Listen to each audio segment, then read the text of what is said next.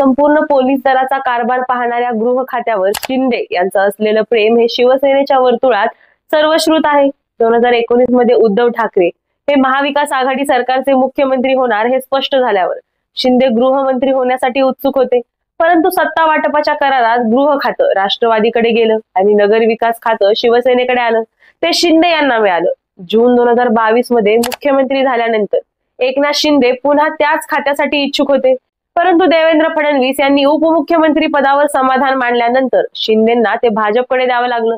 आता भाजपला मुख्यमंत्री पद द्यावं लागल्यानं शिंदेंनी पुन्हा गृह खात्यावर दावा केलाय. मात्र देवेंद्र फडणवीस हे काही केल्या गृह खातं शिंदेना द्यायला तयार नाही. पण दोघांच्या भांडणात तिसऱ्याचा लाभ होतो. तसंच भाजप ना शिवसेना गृह खातं अजित पवारांच्या राष्ट्रवादीकडे जाणार का आणि धनंजय मुंडे हे भावी गृहमंत्री बनणार का आणि काय असू शकतात धनंजय मुंडे यांना गृहमंत्री बनवण्याची संभाव्य कारणं जाणून घेणार आहोत प्राईम संवादच्या आजच्या भागात. नमस्कार, मी सारिका. प्राईम संवाद या युट्यूब चॅनलवरती आपणा सर्वांचं स्वागत करते. यंदा धनंजय मुंडे यांनी परळी विधानसभा मतदारसंघात तब्बल 1,40,224 पेक्षा अधिक मतांनी ऐतिहासिक विजय मिळवला. गेली 2.5 वर्ष युती सरकारमध्ये मुख्यमंत्री पद एकनाथ शिंदे यांना मिळालं असलं तरी गृह खातं मात्र भाजपनं आपल्याकडे कायम ठेवलं होतं. तसंच 2014 ते 2019 या युती सरकारच्या कार्यकाळातही देवेंद्र फडणवीस यांनी आपल्याकडेच मुख्यमंत्री पदासह गृह खातं ठेवलं होतं. मुख्यमंत्री पदानंतर सर्वात ताकदीचं असलेलं गृह खातं मिळावं यासाठी शिवसेना आग्रही असल्याची माहिती आहे.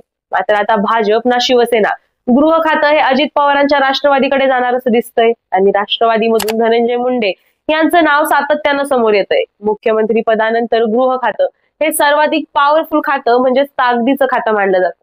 यामुळेच मुख्यमंत्री शक्यतो गृह आणि त्यासोबत अर्थ खातंही आपल्या जवळ किंवा आपल्या विश्वासू सहकाऱ्यांकडे देणं पसंत करतात.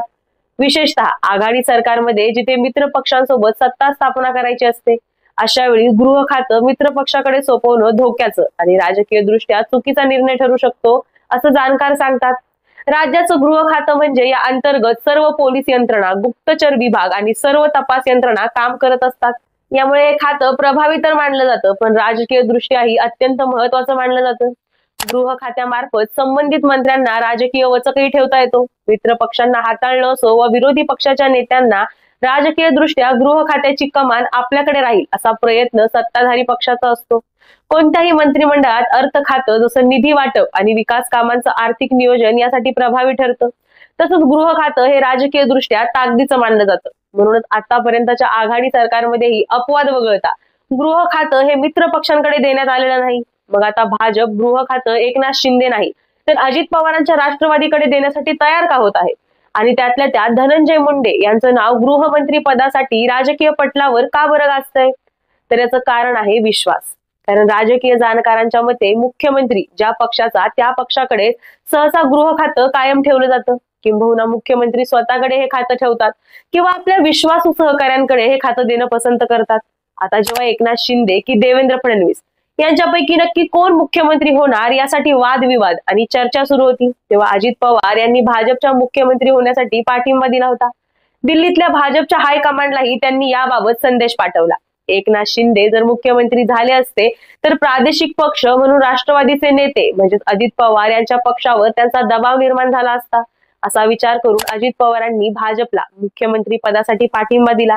त्यामुळे अजित पवार आणि भाजपचं सध्या गुळपीट चांगलंच शिजताना दिसतंय. त्यामुळे राष्ट्रवादीकडे गृह खातं दिल्यास भाजपला आपल्या विश्वासातले व्यक्तीकडे दिल्यासारखं आहे. आता स्वर्गीय गोपीनाथ मुंडे हे माझे राजकीय गुरु आहेत. मात्र अजित पवार यांनी मला अतिशय कठीण प्रसंगात राजकीय आधार दिला. गुरु आणि मोठे बंधू म्हणून अजितदादांनी मला इथपर्यंत पोहोचवलं. माझे खरे गुरु अजित पवारच आहेत असं धनंजय मुंडे त्यांच्या एका भाषणात म्हणले. सोबतच अजित पवार यांच्यासोबत धनंजय मुंडे हे महायुतीमध्ये शरद पवारांची साथ सोडून सामील झाले.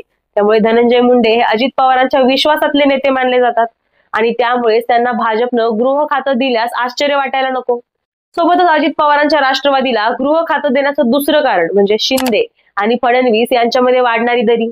महाराष्ट्रात भाजपला मुख्यमंत्री पद मिळालं असलं तरी तणाव अद्याप संपलेला नाही. निवडणूक निकालानंतर शिंदे गटाचे प्रमुख एकनाथ शिंदे मुख्यमंत्री पदासाठी बराच काळ नाराज होते पण नंतर त्यांनी उपमुख्यमंत्री पदासाठी होकार दिला. आता शिंदे यांनी पुन्हा भाजपच्या अडचणी वाढवल्यात. आता खाते वाटपावरून भाजप, शिवसेना आणि राष्ट्रवादी आमने सामने आलेत. सरकारमधील सर्वात मोठं खातं मानलं जात असल्यानं भाजप आणि शिवसेना या दोन्ही पक्षांना गृह खातं हवंय. मागील सरकारमध्ये एकनाथ शिंदे मुख्यमंत्री होते, पण त्यांच्याकडे गृह खातं नव्हतं. गृह खातं हे देवेंद्र फडणवीस यांच्याकडे होतं. त्यामुळे आता मुख्यमंत्री पद न मिळाल्यानं गृह खातं मागील सरकारप्रमाणे शिवसेनेच्या वाट्याला यावं अशी शिंदे यांची इच्छा आहे. मात्र भाजपला ते सहजासहजी मान्य होताना दिसत नाही. खात्यांवरून भाजप आणि शिवसेनेत संघर्ष तर आहेच, पण त्या संघर्षाचं रूपांतर आता दरीमध्ये होतंय. त्यामुळे भाजप नेते कुठेतरी शिवसेनेवर नाराज असल्याचं दिसतंय.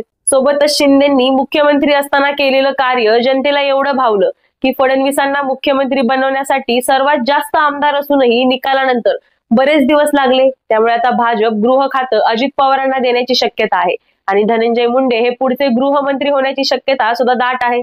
आता नुकत्याच आलेल्या माहितीनुसार 2 दिवस दिल्लीचा दौरा आटपून देवेंद्र फडणवीस मुंबईत दाखल झालेत.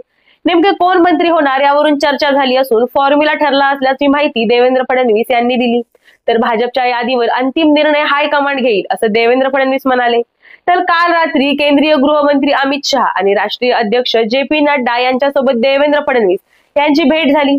या भेटी दरम्यान भाजपात कोण कोण मंत्री असतील यावर चर्चा झाली. तर महायुतीच्या खाते वाटपाचा फॉर्म्युला ठरल्याचं स्वतः देवेंद्र फडणवीस म्हणाले. सूत्रांच्या माहितीनुसार भाजपला 20, एकनाथ शिंदे यांच्या शिवसेनेला 13 आणि अजित पवार यांच्या राष्ट्रवादीला 10 मंत्रिपदं मिळण्याची शक्यता आहे. एकनाथ शिंदे स्वतः गृह खात्यासाठी आग्रही आहेत, परंतु भाजप गृह खातं सोडण्यास तयार नाही. तर सूत्रांकडून मिळालेल्या माहितीनुसार गृह आणि अर्थ खातं भाजप स्वतःकडेच ठेवण्याची शक्यता आहे. गृह खातं जर शिवसेनेला मिळणार नसेल तर अर्थ खातं भाजपनं स्वतःकडेच ठेवावं अशी शिंदेच्या शिवसेनेची भूमिका आहे. त्यामुळे अजित पवारांच्या पदरात महसूल आणि शिवसेनेकडे नगर विकास आणि सार्वजनिक बांधकाम खातं मिळण्याचा अंदाज आहे. आता याबद्दल तुम्हाला काय वाटतं? धनंजय मुंडे हे गृहमंत्री होणार का? हे आम्हाला कमेंटमध्ये नक्की सांगा आणि प्राईम संवाद या YouTube चॅनलला सबस्क्राईब करायला विसरू नका. धन्यवाद.